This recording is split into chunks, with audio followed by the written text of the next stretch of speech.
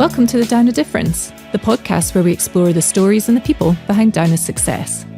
Through our discussions, we'll uncover how our high-performance culture drives outcomes, how we deliver for our customers, and support each other to enable communities to thrive. My name is Mary Donohoe, and I'm here in the studio with my co-host, Elaine Turi. Let's get started. Welcome to the Down a Difference podcast. Thank you. It's good to be here. Thank you. Elaine and I are joined in the studio today with Hello, Peter. Executive General Manager Peter Welling from Health and Education. Thank you for joining us. To get us started, we wondered if you could tell us about a book that you'd like to recommend to our listeners that's really shaped your perspective on leadership. Sure. Look, I thought I'd share two examples with you, actually. One from very early in my leadership career. I read a book called Who Moved My Cheese, and it's all about change management. And I did it because I was in charge of a change program and I didn't really understand all these complex frameworks. But it really stuck for me because it talked about being present, making people's day, but ultimately choosing your own attitude. And I thought that's something that I could do and I could demonstrate to the rest of the workforce around when they came in. And it actually had quite a big impact because half the workforce was an outdoor council employee workforce and half was internal. And then I read a book, had a year off where I had a time to reflect on a few things, and I read a book from Daniel Coyle called The Culture Code. Okay. And he really simplifies how to develop high-performing teams and how to actually structure safety environments, high performance, and actually get people to lean into conversations. So two good ones. Oh, that's good. Yeah, required reading now at Downer. Yeah. Who moved my cheese? Huh?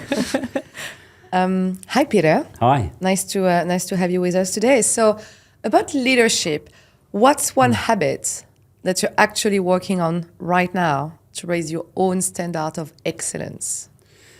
Yeah, look, we as a team committed to do some work with an Enneagram framework, and actually looks at who you are as a leader, how you interact as a team, and what your team's impact is on your teams that you lead. And coming out of that, for me, it was a bit of a blind side around my tendency to sort of be collaborative, but when things get tough, sort of move to, okay, we've got to get things cracking along. Mm-hmm. So it's a leadership trait that you've got to be careful of as a senior person to say, how do you message down to your front line and to your staff around asking people how they feel about that change, bringing them along the journey and finding a spot for them to sort of connect into it.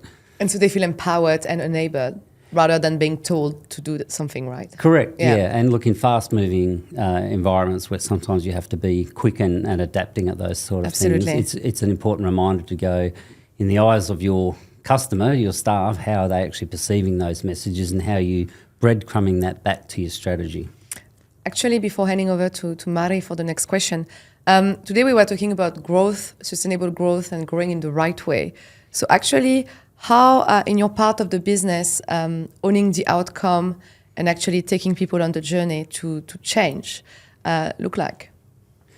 Yeah, I mean, one of the benefits we have in our business can also be a strategic block, and that is they are very long-term, stable contracts. So the challenge I had when I came in is, what's the call to action? When things are going well, why would you do more? Where do you go looking for that? And actually, in our business, there's secret and great opportunities around lifting up underperformance in service lines and actually helping people find those opportunities and give them the tools to go and address those things. I kind of talk about it, be brave and go and stand next to the biggest problems, the wicked problems that have been there for long periods of time. The tendency can be to admire those problems and say, I got this, it was bid wrong, it's really difficult to change. But to go, despite all of that, we want to raise the level of ambition in the organisation. Let's go stand next to those biggest problems, those wicked problems, and have a crack at fixing them, because you might not get the 10, you might get the 8 out of 10, but it's better than the 1 or the 0. Yeah, and I think Peter was talking about the true truths, actually. But handing over to you, Mari. Peter, how do we make sure that strategy doesn't just remain on the page, but it uplifts both our customers and our teams in practice? Yeah, look, I think one of the key skills as a leader is our storytelling ability and our ability to simplify complexity for those stakeholders. For our staff specifically, what are the most important things that they can do in their day-to-day work and in their outcomes that actually contributes to the strategic objectives that we're trying to achieve. When we talked about that today around what does 4.5% margin or a 6% margin mean to a frontline cleaner or a maintenance person around what they do. But storytelling around, getting better at how we clean our carpets and how we look after each other and stay safe. How do we actually work better as a team across the business and lift productivity, and what's in it for them as well. I really like the story at the Bendigo Hospital at the moment around the teams that are training our frontline cleaners in how to mop the floors properly so that they don't get repetitive strain injuries on their shoulders. Now, if I was a cleaner or my children were going there, I'd feel really safe and proud that someone was looking after them. The business benefit is, we injure less people, we're more productive. So I think that's the art and craft of what we do, bring it to life in storytelling. And with our customers, ask them what they want, and as much as possible, don't mess with it and give it to them. And find out what are the most important things that really drive value for them. Yeah, thank you. Another big part of our culture is actually standing for each other. So how do you balance the technical or the financial excellence with the human side of leadership? Yeah, I think, and as I said in one of my other comments, it's very easy in big, busy organisations to push through rather than trying to bring people with you as well. And I think, there's parts of my business that I'll say the complexity bus, did a full stop and the whole lot of it just unloaded, because it's a very complex, hard business and there's a lot of really intelligent people around the business. But that's actually not what we need. We need to actually get people who can simplify the messaging down into the operations, bring people along and align them, into what we're trying to achieve as a team, and really drive outcomes through that. It's a tough trick. I really admire senior leaders' ability to do this. When you hear, some of the politicians occasionally, simplify their messages and say, what's the impact of what we're doing, and contextualise it and anchor it to some other facts. I think it changes the way we interact with each other. And actually on politicians, what I like about sometimes the political language is that they know really well their audiences. And I think that's something at Downer we're doing really, really well, because we also have the relationship and we listen to the voice of the customer.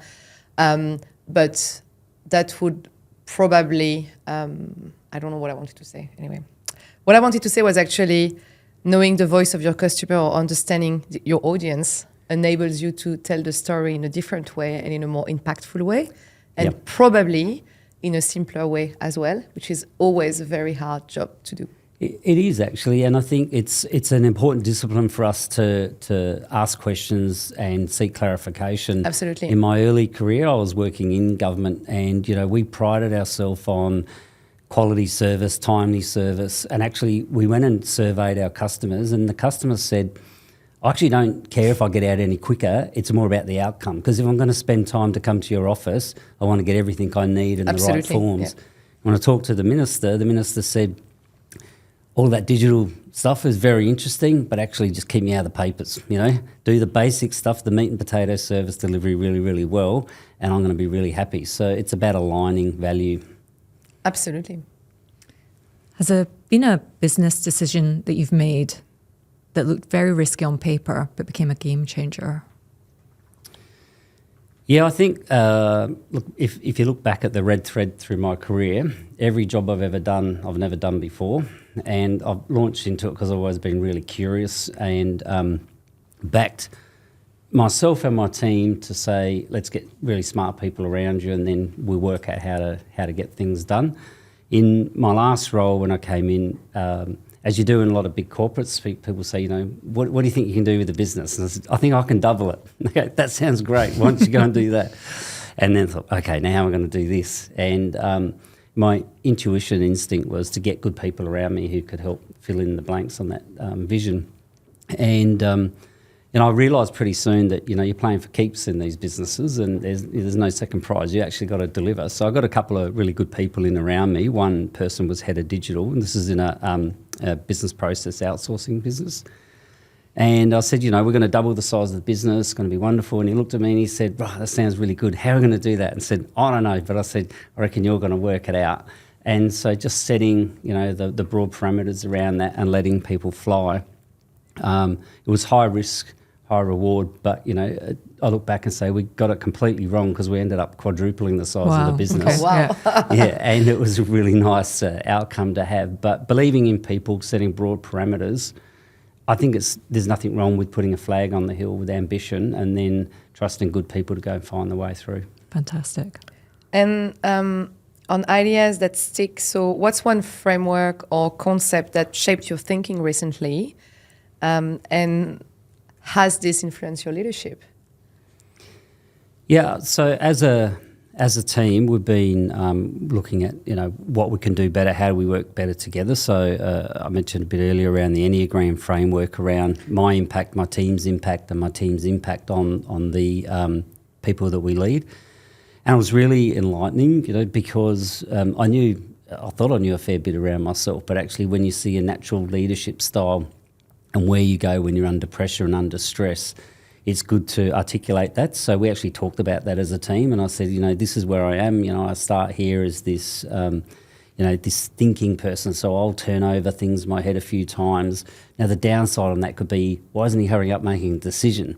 But if I share that with my team, they'll understand that. And then I've got more people that are action orientated in my team to go, that's all very good. Now let's move on with it. And we've also balanced the team with, specialists, technical specialists who actually, will get things done. But being mindful of actually what our skill sets are, how we work together. Is it also about a bit more of a self-awareness? About what actually your capabilities, how you can apply them, and how to connect the dots with maybe other part of the organisation? It sure is, yeah. And I think we all got something out of it because, we're curious or still trying to learn around what are our strengths and actually how to play them as a team, but then how to amplify that to the people that we're trying to lead as well. So, when you look through that, we get very good feedback as senior executives on what we're doing. But our frontline employees are saying, we just want you to notice us, to recognise what we're doing. Well, actually, yesterday we had our first year of CEO Awards recognition, and I was going somewhere, and I was speaking with a colleague. He most probably spent 16 or 17 years at Downer, and not the first time for him or his team to get an award, but he was like, it feels so good to be recognised for the great work I've done.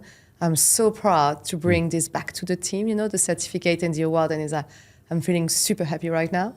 So, and that's giving me a smile now, but I'm like, this is awesome. The power of recognition is absolutely awesome. And being noticed actually for the work you do. Yeah, I think it's actually got very good connections to how we manage our workforce, particularly around attraction and retention as well, because it's very easy to be invisible in a large organisation and you have this warm, rich experience at your job interview and then nothing. You arrive in the workplace, no one knows you're there, no one's personalising that.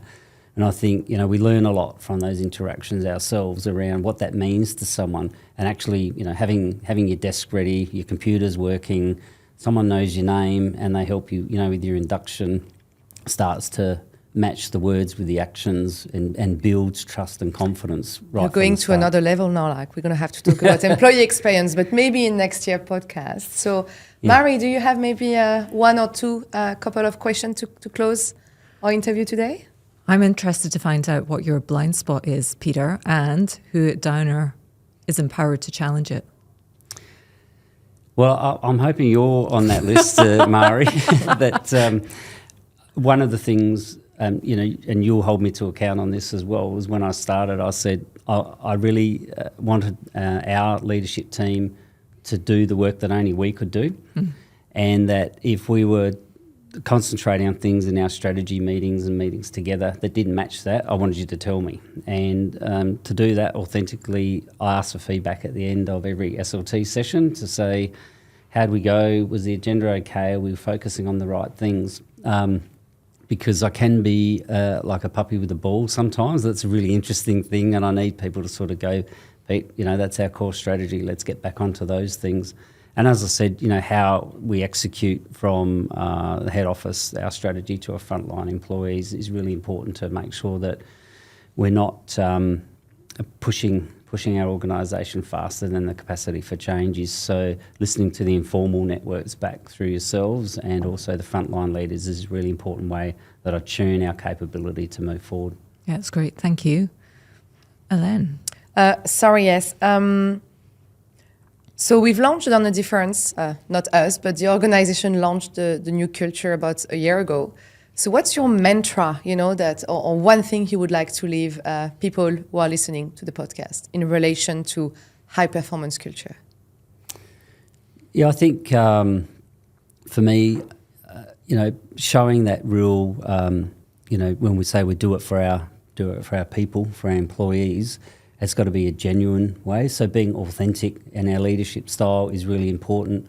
And, I always say if I'm going to leave you with one thing, if we're busy, we're not sure what's going on in the organisation or where the values are, to always err on the side of kindness, because people are going to remember how you made them feel. Absolutely. And it builds impact, it builds momentum, and it makes, makes great memories, and that's what I want to be remembered for. I love that. I absolutely love that. Well, thank you very much for being kind to have shared your time with us today, Peter.